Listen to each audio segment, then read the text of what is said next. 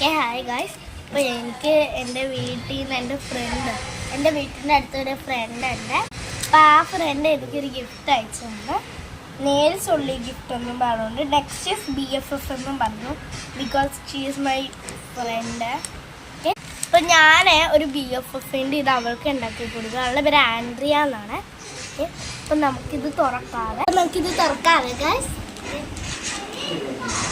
Nails ഉള്ളിയാണ്.